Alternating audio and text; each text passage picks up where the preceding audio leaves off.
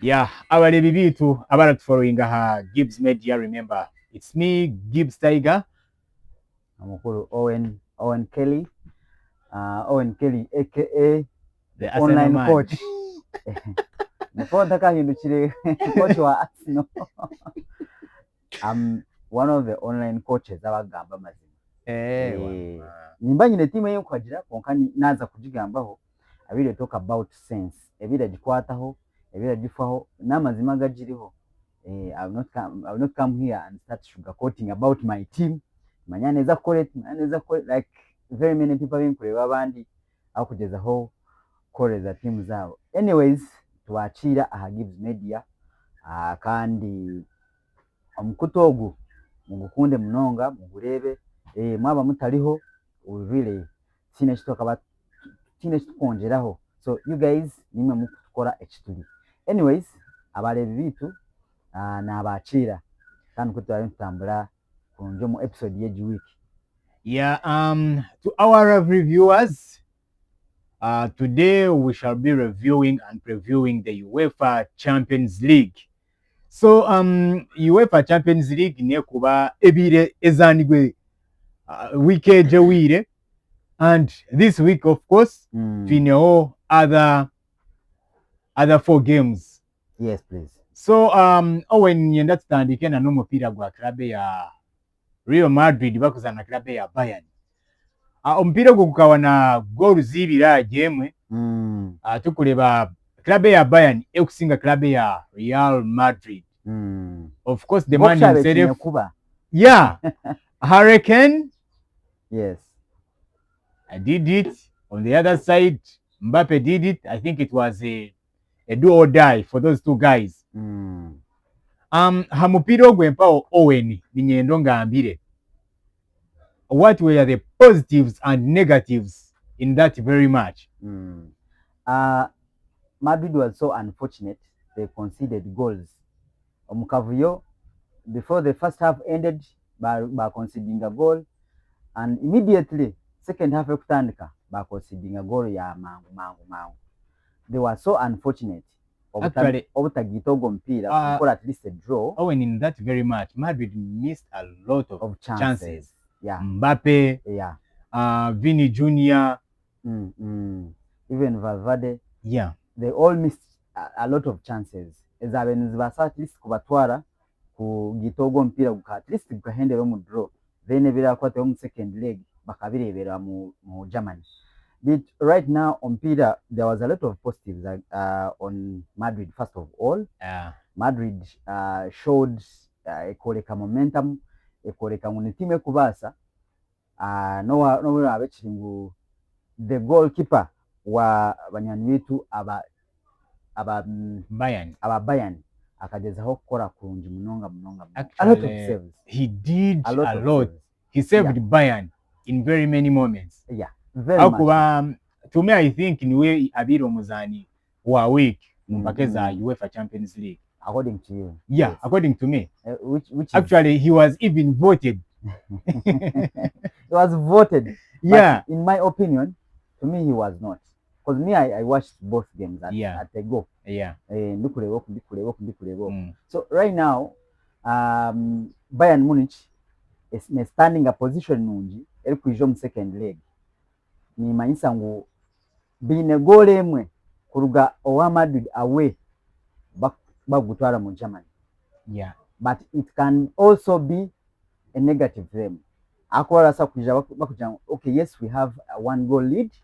They got building ejo tugwihe mamaliri kasa turyomuka, but that one can even work against them. So sometimes team ezimwe they can even nibija babanze bafuna that ka overconfidence. Usually teams taking advantage because of that. Nchirebere mirundi nyingi. You remember Bordeaux against Sporting. Bakabara manya omushatu kamutiri shatu. And now we are going away. Yeah. What we need is just a draw. So let's go back, sit at the back and defend the game. Even if we lose, you know, but we maintain that big lead. Chikaba costinga munonga. Eventually, team yaba corrisinga gwaba 3-3 on aggregate gwaza mu extra time yabatera goal 5 ali yabatera goal zibiri zindi. Actually, So that overconfidence I think mukuru company aine kandi ku avoidinga ko kantu. but twaza comparing squads, Real Madrid will be missing a lot of its players. Nadara baba tine goalkeeper Thibaut Courtois. I don't see anything big echiruni arateka mugoro ya klabu ya Real Madrid. Yeah, true that. Konka Madrid ine capacity yo kubasa kubuildinga aho kugira ngo midfield yabo it carries the ball from the back yo yenyine kutambuza kuzomisho. That one can be an positive. Abo kuba ompira gwena, it is the way you attack nyekwa njere yora defending mu murabe wawe. So the best way to defend is to attack. So wagumenyema okashitamayo okwesiga defense yawe neteka kuteza. Look at how Arsenal is playing, you know. Bona bari kuzanira hanjeri yachi akuzanira hamani ga defense ekiko barita cyabateze. So ori yawe arenda kubaza akumanya ngwiwe yoenda kushitamayo. So I think Madrid ne basa kandi it can be a positive. Madrid no think ajirungire out. There is still another business to handle mu Germany. Kandi ntekateka ngo Madrid ine capacity yo kubasa kuraba ali Bayern Munich. Yeah, by the way, club ya Madrid, when you talk about that, tinda aza kugira ngo they can't, because they have done it over and over. Because whatever team ya Madrid, they are people who play on belief. Yes, we can. It's yes, never over until it's until over it's over in 90 minutes. One was na Madrid. True that. Because yes, Madrid today video over the weekend. Actually, it was on Friday. Bakakora draw. Yeah, draw. It was 1-1. A draw of 1-1 with two beautiful goals on both sides. Madrid is resting players like Rudiger. Yeah, he wasn't part of that very game. Then Tisha Twaleba, Felan Mendy, like he came in, but later in the game. More so about that very match. Tukareba, it was after 25 years. Coach wa Bayern wokubanza kuzaba banabo akasingo mupira and that was company abinji chikabalem, but company came and did that. So Owen tukuza mupira gwempo in this coming weekend, rather week. Nibaza ni chabora mangu, these players might put a difference on those two teams. Okay. First of all, takajiri hali waza comparinga muzana handijo both teams. Talking about quality of players, bona basa kuingana, or even Madrid basinge hokache, more especially mu areas ezo misho. When you look at players, buli muzani ahamuzani. Echindi Madrid mu head to head in her upper hand. Yeah, true. 13 wins, Bayern in 2 wins. I think Mbappe is going to put a difference. Then Vini Jr.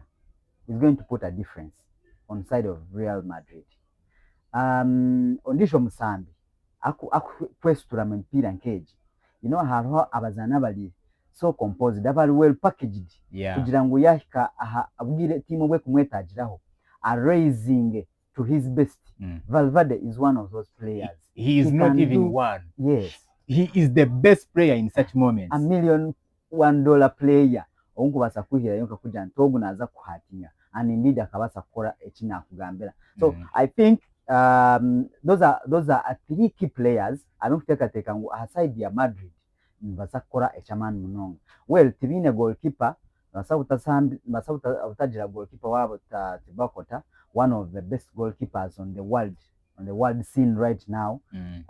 It is a big blow, yes, but it will depend on how okubara sambe defense yabo okubara packaging, because right now bine ekizibe kimwe bine kurumba kandi bine ku defending aje. which is a disadvantage on the side of Madrid. Abakuba no ine kurumba kandi uri kumenya sure ngo adifenga batakutiba. Yeah, true. It's a very hard mountain for Real Madrid to climb. Ahariyeji second leg kuza kuzamu. So I think there is a lot to talk about. Wareba mpira gwe. Then on the side of Bayern Munich, of course, indeed Harry Kane. Harry Kane is one of those players abakuza kuhatinga mu box na mnonga wamulekera possession. Ogowe, with no doubt, is one of the most decorated strikers abindebire, and is one of the, actually is very underrated. Yeah. Ogumzan is very, very underrated. And if Bayern yaberiyo kutwala ekikopo, is one of the players abarabe bari number one abarabe building jire agejo team. Then of course the coming back of Musiala from that heartbreak injury yafunire mu Club World Cup, that was also another key point for Bayern Munich. Actually nomuzano omwali aba bafunye injuries very, very worst. Undarebireho kamangu career yeneza nebasa kandi kugiramu obuzibu konka. He came back to his normal akazanaje. Team ye yabasa kwangura away from home. Right now hatu baremba building jarichi. So I think naba investing abazani. So nomwe ahajyabo abintu basakora ki abintu basakugambiraho. Then Ninja, that guy, one of the, I think babaka balunja bindarebireho, very tall, very composed, calm. So I think Bayern Munich neza kubuildingira ahajyabo basambi basakureka ngo habaho difference on second leg. How about Mike Olise? Mike Olise is one of the players actually abari easy kumarking, because you know what he's going to do. No mancha kuzagala. Unlike Vini, he will show you that he's going to do something, but he does something different. So I think we are a bit easier kumarkinga than Vinicius Junior. So nitekateka ngu mwami Kimmich aino mu muhango wo gukora okando kumakuma bazani beye kwasa kureka ngo bakora ki ba ejinga Real Madrid on second leg. Then Manuel Neuer is also one of the people abotakayebwa. So I think second leg neza tubonera. Maybe in case there is something else we need to talk about second leg. Then from there, let's move directly to the game of Arsenal and Sporting Lisbon. Arsenal won their first leg 1-0 at of Kai Havertz. Yes, please. Actually, another team of the week. Yeah. Very shortly, I will give my team of the week. He's one of the people, our team of the week was voted one of the team member of the team of the week. Yeah. Which I think it was not enough.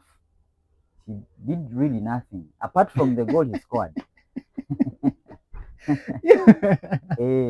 Mazima no gagamba kamazima.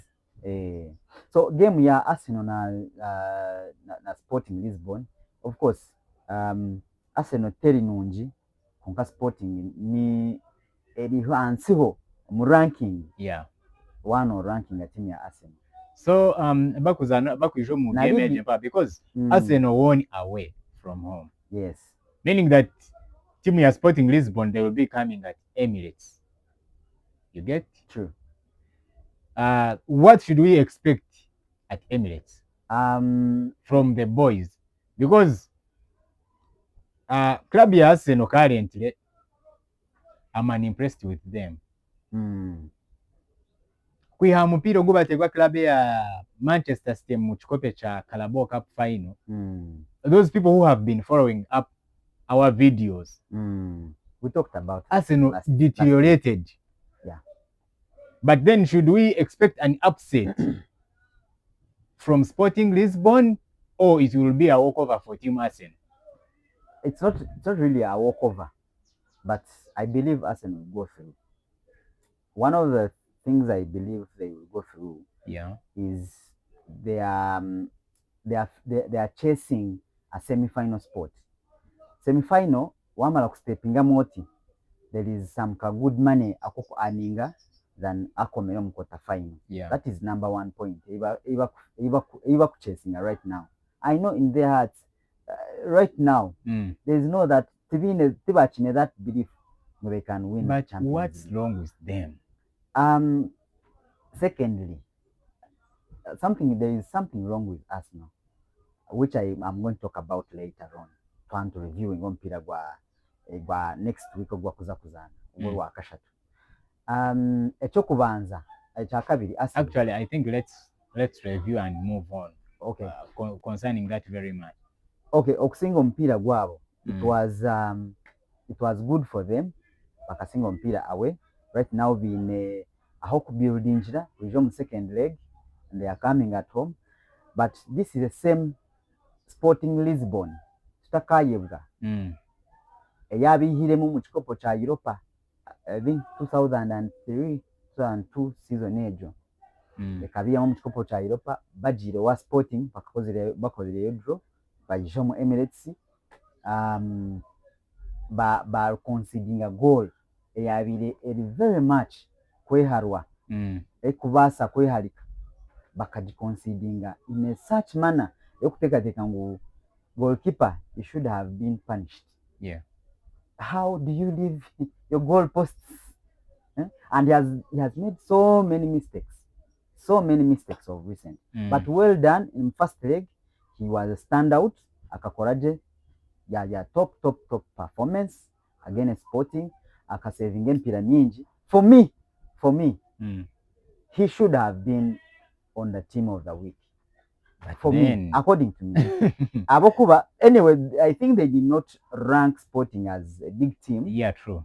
Ninga shitera koze chikumara kumutestinga, but he really saved team ya Arsenal. Very much so. So coming at Emirates, anybody chaye abora expecting ambu they will stand but standing in Warriors in that very much. We are Arsenal right now. Yeah.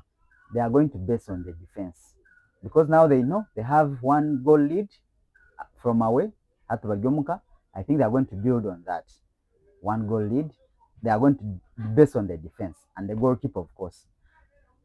As I've already said, Arsenal has a full list of mediocres. Kambete, average players. Because you have told me that thing over and over. Nibazani Chiabora Jango, these are average or mid players. First of all, Ben White. Yeah. He should even be playing at when the Chitizana yesterday. Skelly is another average player. I think Skelly is very young. Well. Yeah. So I might not judge Skelly right now. We are not judging him. Yeah. Because I think coach has not given him that right direction and career guidance kubasa kumpackaging aje akarugamo muzano wa man. I believe Skelly is one of the best talents mu baka ya Arsenal even. Konka inecho chata kwihayo because I think of what Mikel Arteta is doing on him. Those are kind of players I think was which I think ni wasa kutandika. Then how about Nkapie is another player now a bit average konka in that passion. Actually he's at Arsenal on loan which might even be made permanent. He plays that typical number yokutambura. Yeah. Then okaharia oprosing which I think scale we nachikora mu different and bwana Carafiori but kora mu different. But for Skelly moves more inside. I think this player he should have been given another possession as trying hard because I think he can play best as a midfielder than even number left back. Aboko wano rebenjere yakutaha omunda nanokwa kora overlaps zeye how he passes the ball, his calmness, his composure. I think another talent Mikel Arteta yatakarebe. Then going forward, Zubimendi shouldn't even be playing at Arsenal. Honestly, Arsenal misses a lot Teipate because that player is one of the players that will come na passing omupiira long and short passes. He's very composed, numuringwa, aina maani. That is the kind of a player owokwetaaga mu deep six. His back passes were rarely seen than how you can see Zubimendi. Zubimendi, I don't know whether Mikel Arteta is playing that kind of football or yokugira ngu we are maintaining the game. Trying kubeera so patient, you know, and then or managing the game, which I think it is actually changed abazaani bingi munonga atimu ya Arsenal, and it is costing them. It is very much costing them. But Owen, on the side of that, Arsenal lacks more creativity. And now your defender, your DM asheme kuba defendinga manyi omupiira gwona gwatandikira aliwo asheme kuba defendinga ari kumanya ngu omission nza kukora eki bwana Zubimendi nakwata omupiira oreba ngu tiine kyakuza kugaruraho kandi indeed ore atiine kiyataho. Instead abase turning, and he has costed Arsenal so many mistakes, so many games. He has costed them. Then what about yeah, but at the end of the day, because Tinga team, the left flank of Arsenal, actually, yeah, going now hat Joa Bana Martinelli. Now that man, I think he's on a wrong team, or else he's in a wrong position.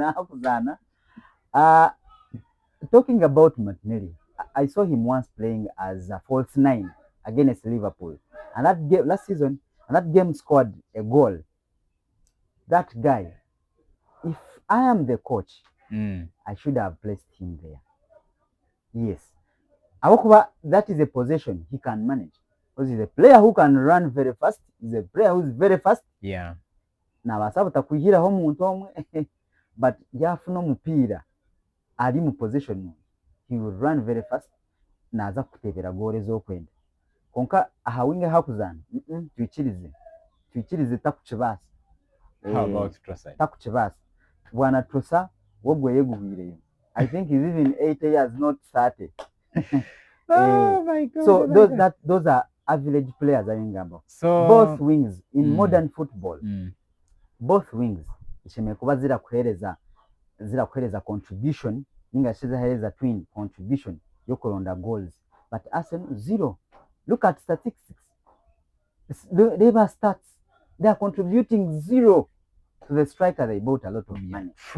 And with that energy, that player, I think he's one of the he's average, but he can score goals. But last season, I think last season he was striker was injury of Tierra goals. Monsiona. And not only that, more Euros, more UEFA plays this qualifying league. Yeah. Baraketa Nations League, something like that. He was top scorer. So that means if you take Kora as a striker, just yeah. You know, he's a goal scorer. We have seen him lifting up, raising up to the bar. Yeah. Sweden World Cup of recent. He has done that. No So I think Arsenal lacks a lot of creativity. When you look at Eze, Crystal Palace. I think at Crystal Palace he had all the liberty to do whatever he wants. Yeah, so now it shows you where Mikel Arteta is going.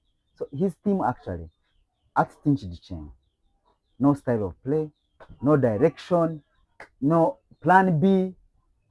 So as a player, because you're not leading him to his best.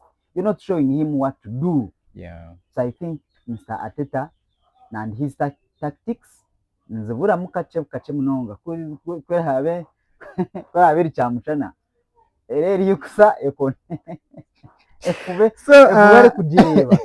Owen, what is your prediction going into that very game? My prediction to that game, Arsenal can draw that game and go through. I don't expect Arsenal Not a win. I don't expect Arsenal because first of all, they are going to be not a win. Not a win this time. For a reason, Gibbs. Yeah. Let's be honest. These guys, they have lost against Bournemouth yesterday. They are thinking about Manchester City. And they know Manchester City is closing the gap. And they are going away to Man City. Actually, it's a mixture of pressures. So right now, they are not in possession. Garamiza Sporting Emirates kujitera goli tano goli na goli shatu. No way. Don't expect that. Because they are thinking about how they are losing Premier League. They are thinking about how to win Champions League, of which they have never won before. They are playing against Man City. So ompira gwa Manchester City gwajira mu mix eyibakwe batalenda. Yeah. Right about now. So that's why I'm saying I'm not seeing a win, but I'm seeing a draw. They can draw and go through. Then abalevito still about chat following Gibbs Media. Please go on our YouTube channel Gibbs Media and follow. Please like, share to your friends and family. Then Owen, we are heading to the Liverpool PSG match. Yes. Back at Liverpool. Liverpool, this is what I talked about in the last episode. I told you guys, if you watched our episode last week, I told you guys, Zamu Banka, ya set zona, ziteka PSG, Zamu Konyame. Owen no the next day, Shafura Landlord. Owen Chivanja. Zabule Chivira, Gure Gichokwenda, and life moves on. I expected that. Karebo mupira naleba ebi Liverpool yabirali kuzaana naleba ebi coach yatira abachali acha kuzaana. They were completely off topic. Wale banageji oku yapali danger his players, formation he used it, leaving Salah on the bench, not even coming into the 90 minutes. Last season, he had the best of Mohamed Salah, a player who can stand out. In the game last season, against PSG, he was the difference. The one who scored that goal at Paris Saint-Germain. Still, on the second leg, he tried a lot at the goal. Yeah. Unfortunately, they did not score. That was a challenge. But last season, Ancelotti, he had that player. Akai nogo muzana kwasa kumuhereza ki? Akwasa kumuhereza chone cyari kwete ngo mbazanye tumino. And he found a team that was well packaged. Now the challenge is zija ya bakabeye abamwe barugaho. Yeah. Trent yazo Madrid. Robertson batanga kumutera entebe. By the way, kuzamu Tottenham Hotspur. Actually, as we talk about that, formation yakoze size. Me, I have never seen Kakes. Like me, even on any single day. Kakes can never be better than Andy Robertson, regardless. Nadala, what about possession yakoze size? Playing 3 at the back, then 2 wing backs, and you put Kakes someone who can't go and cross. So that's where coaches go wrong. Because Liverpool, I think maybe we can say he's rebuilding, because Abazani akateka mo million bina to buy his own players. All those 400M akaleta ho Isaac, yaleto Frimpong, yaleto Kakes, yaleta ho Wits, then in Ekitike. Those are 5 players. Additional players to the team. Yeah. Bakakoraje mu sama kusaininga abazani. of course they had lost bakakora nensho bikuruzinga ogumana yagire Diaz yagire mu Bayern. Diaz Actually is one of the best players in Bayern Munich. That was one of the mistakes. Already baluzire Nunez, they would have at least barekero Diaz abukuba bakabine mu divu lya Jota okufa bakarekero Diaz. Bakafuna mu challenges nyingi well na coach of mweno project konka, but now his tactics tulikutandika questioning ya tactics ze hatu yangu team eri cruising because of his poor decisions kuba last season twena turachimanya akari kutambulira mu team ya Jurgen Klopp and akashanga team eri well packaged going far. Mohamed Salah, the Liverpool legend, will be leaving. Yes, which I think who is will already spark that. It is right time for him to leave the club. Abukwatine chata bahire. Looking at his stats, where he has found Liverpool and Hajitire has really done a lot, and I think tubakumubanje. Yeah, the season mutaka mugamba. Actually, to me, I think even last season they should have released him. Yeah. Bagule mondijo mzani akuba mu Saudi team zikazi willing kubaheza sente zibarenda, which I think price ya chendire obviously. So right now hatiya bamureke agende wako na agende yausha, I would let him go. Akwa he has given them everything. Has decorated Liverpool eleto abentumanya kale. So right now bamureke agende and he finds another club ekumwetaga abakore. So I think Liverpool, they have had some challenges going into second leg of Champions League quarter final against PSG at home. My dear, Liverpool take away. That is another sure. Ina abahereza abarevitu ba Gibbs Media is go to the bank, withdraw all the money. Those are the tuition zone. PSG is not you tuition corner you tware change as the next week munyete hapate bagaye munyete hapate. So Liverpool tekubasa kuraba hali PSG. That is echo nicho kina kugambira. So we are going to actually nza kureba semi final eyokubera final ahari round. To be honest, abokuba PSG looking at their forwards, how they defend. Actually, their game starts from how they defend, because Kimmich is one of the players arakumiro misho wawe ogumo defend. Talking about the winger ya kurabiramu, eriho one of the best wingers, someone who akushare akakusigaho akakugamsha rujunga akakoreka namba zawe n'amazina gawe. PSG is a team. No, my PSG take strikers. Yeah, true. Because they are two main strikers. Baratura baja hakate. Gonzalo.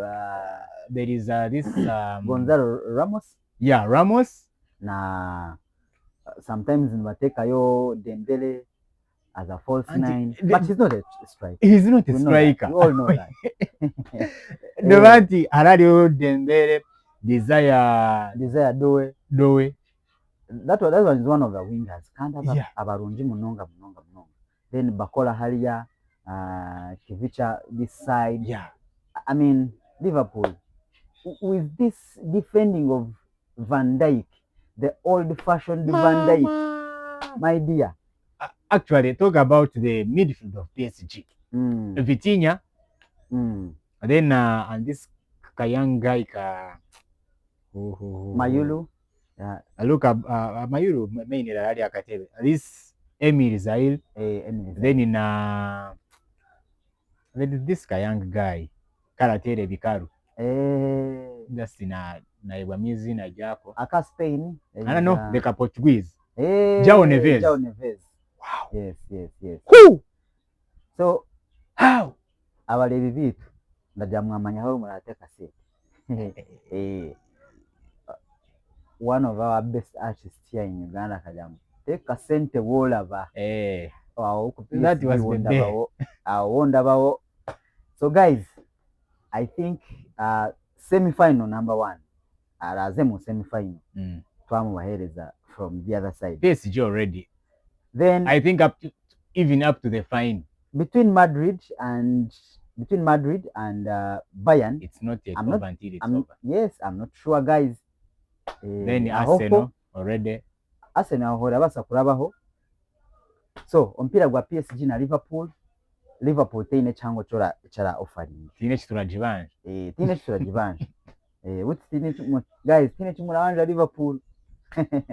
Actually last season, these are one of the guys now watan or mahati Liverpool katandika kurukurutinga young guys, young people. So bana watandika ku yatandika kubaka content. But I don't know what they are eating, where they are eating from right now. Na nabo kubetinga. So surely Liverpool are out. Then otherwise chirabe nyo mumbremi. Ine chirabasa kubaho. Shana PSG ebure. That means atko kubura cyane muri Liverpool baje goals 3. Nobonero bushatu. Ahera yarabo. But I don't see that. Then the final game, ni match ya club ya Atletico Madrid na club ya Barcelona. Atletico Madrid surprising ilikatira club ya Barcelona 2 goals. It was not a surprise. To me it wasn't. Abokuba this is same Barcelona yabe mazire kutera Atletico. Yeah. Goals nyingi. And don't expect Atletico to lose at Barcelona on the same margin. Ninga ngo Barcelona yongere korechi ejihating. That to me actually nkibwa kugamba shuwejo. I honestly forgot. Onka ejo niyo win ndije ina ndaleba mu Champions League quarter final first leg. I knew Atletico would squeeze a single na margin. Yeah. But I knew nibaza kutera Barcelona. Konkejo tukomanisa ngo Barcelona teka rabireho. Get me well here guys. Eji Barcelona it's possible kuzo Atletico ekamutera goals 3 ari busha. Yeah, very much possible. Ompiro gubandize last lege bandize huye bakafuna mu bad chance, bafuna mu red card ya kubasi. And Nomanya is one of defenders abakirisa bakugeza huko. Actually, ever since he evolved, he has been one player that has almost played each and every game, either patterning Araujo or patterning Eric, but he's always there. Yeah, so that is a big blow. Bakuzo mu second leg, ntiza kubategana some konkani ntekateka ngo they can also kuyayo energy yona biyayo nabwo mu buto base kuraba, because they know what it means. Champions League mamanya ichiche kumanyisa ahali timu ka Barcelona. Yeah. Then endijo point nkwasa kugambaho Atletico nayo tikajirunye out, you know, having a 2-goal lead from Camp Nou, being a chance 70% yo kuraba, because it is very much possible. Yeah, Atletico could defend yokajitera goal mwari ekaraba on a goal on aggregates. About Atletico, I think it's one team that has been patient with their coach, Diego Simeone. Very much patient. Yeah. Actually, going into the second leg, he's one of the people I don't take a tikangu. Aria touchline. Atletico Novera abene base injiraho. So wamwihayo no kwakozesa je ba strikers veye ba forwards veye na no kwa packaging aje team yeye. I think niyo team ya Gezo ezili balanced, very hamwe mu goro mu back hamwe n'aba forwards kandi namanya kukola je substitutions true oyireho omupiira gwa La Liga akagubara kubi bamutera onko nawe ojuke ngu akayatire Barcelona mu semifinal ya goal 5 so these teams amagoro goni bagatera nibetera so iwa bakapapura for you who is going to bet against them iwe genda kumanya ngu goal nzenda kunywa ako Barcelona tekuza kumurekera kandi nawe at home na what least ine kola ki kuteba and for him Diego Simeone ekyakusinga ho kacha ali Barcelona yaija ku defendinga kama wanje omushana omwaga wala makuzana basi so guys we'll see a very interesting second leg actually mpira yona oyireho mpira gwa Liverpool because Liverpool yajire ngurenda kuza kurumba PSG kandi yaja ngurenda kushitamayo still it will be worse oyireho mpira gwa Liverpool I'm saying very interesting second leg mpira gwa Arsenal to be muchamani nonga of course Sporting they will come with that belief we can do this ntwasa kuraba we can beat Arsenal kwani wachimangu netiro but I don't think nza creating a whole tension ya man nko mpira gwa Barcelona na Atletico amano mpira gwa Madrid na Bayern eje mpira ejo nze nawe.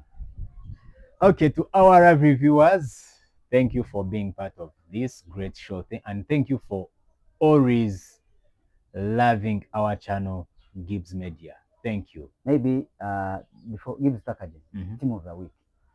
Quarter final, Manuel Neuer Mugol, voted by UEFA Champions League. Yeah. I think to me, Nkanta kumuhereza. What do you think? Me, I watched that game very well.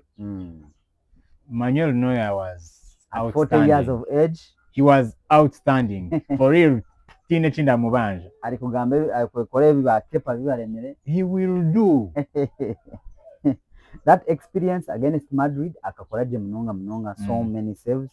His quality toka jibusabusa. Then omuzano ndijo ajya timu yanje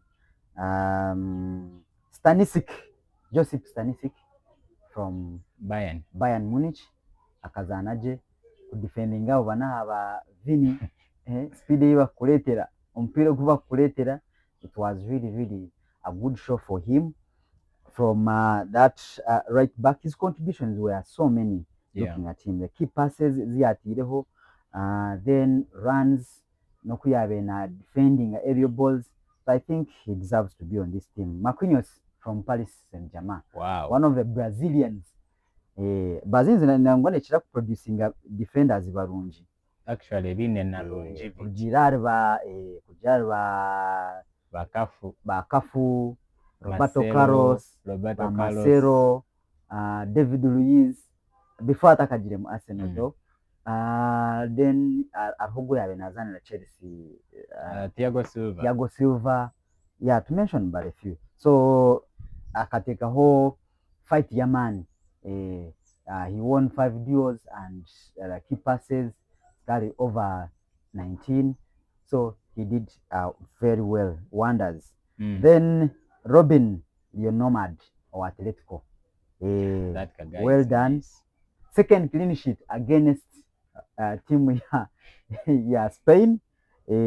Akakoraje mnonga kandi akana zano mpira gwasha tunaguma mu Champions League akuzanda team ya Atletico de Madrid. So he's one of the outstanding players.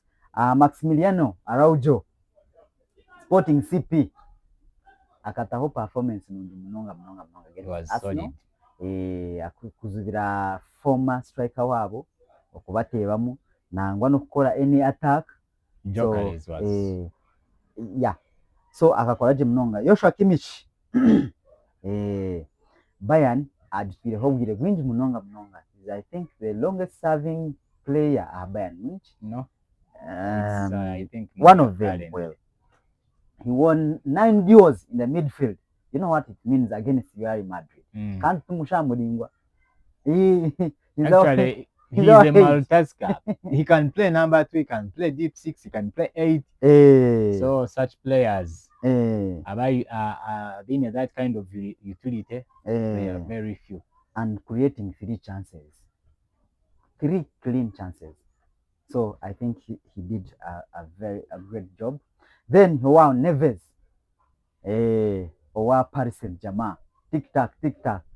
So I think one of the midfielders who are so Liverpool is really facing a very big mountain to climb, coming into a second leg, by losing 2-0 at home. And this is one of the players abatiriho cyangwa mnonga, providing assist to Kivicha, akakora mnonga excellent, akatekaho performance nungi. Then Lamine Yamal, nobody losing to Atletico, but he was one of the players abajezeho mnonga kore kanti he's still his that player, individual performance. He has that individual brilliance kandi nabasa kukozinga danger aha timu ya Atletico. Then Kai Havertz, I think, to me,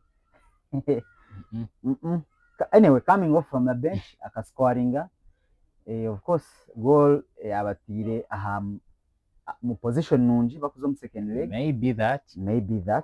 Then Kivicha, Paris Saint-Germain, his fourth Champions League game, kandi aku hatinga timu za Bungereza. Really. You know, Premier League teams. Remember, he scored round of 16. He scored against Chelsea, and now Liverpool, of which I think he has unfinished business against them. Second leg. Lastly, Julian Alvarez, the player that Arsenal wants most. I think. That free kick goal he scored about like against Barcelona. Incredible for Diego Simeone's men. Can't na we kuteka ngo yatekaho chairman no Camp Nou away from home. Ninjira nibabazani abagerezeho kandi ukora J formation 4-2-1-2-1. I think that is what we can go with for now. Kugira ngo abazani bitu bakole ki bafitinge mu nankage nyowe unkobwa coach owakwemera gigi team imbere za Vincent Company. After all those years kuzaha banabo akia yo mpira, it was a great performance for him. Then player of the week Nyoni Ndonda Manuel Noah. Yeah. About that there is no doubt. Muzehe akachikora. Muzehe akachikora at 40 years akakora chi abinji batakubasa, but he's still a great player kandi achahereza bana actually achini kujyo kunkureba achineze season nkezi kisha tuzikwasire. So nege bigambo biche. That was my wrap up of the Champions League together with my host Gibbs Tiger. Okay, man like Owen Kelly, the online coach. Actually, Vandonde wow, TikTok. Look for Owen Kelly, Facebook, TikTok, the online coach. Yes, ndio mahagabo bagutendekera online. So for you guys who love Lugambo, who love see highlights, goals and all that, both Gibbs Media Mbandiyo na hamwe na official account yanje ya TikTok ya online, the online coach. Okay, thank you. Jimwe abalezi bitu kandi abachagumiza muna no kutufollowinga, those who always share, those who always push our videos. Mwebale mnonga. That's all we had for you today. Thank you and nice week.